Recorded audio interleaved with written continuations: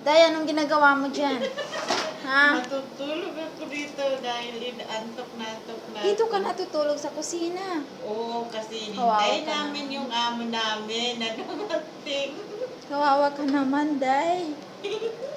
Huwag ka naman ganyan. Ganito ang buhay sa abroad.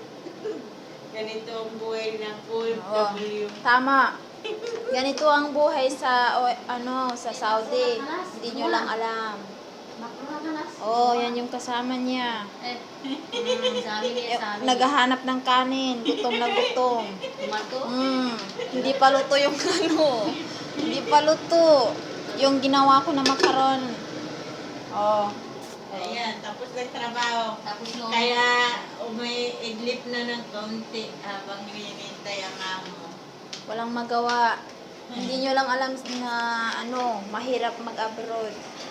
Kala nyo, ang sarap ng buhay dito. Tingnan Ang mo. hirap kaya. Meron pang papers sa ibaba. Yan ang niya. Yun lang ang Sa, Yun lang ang cross ko.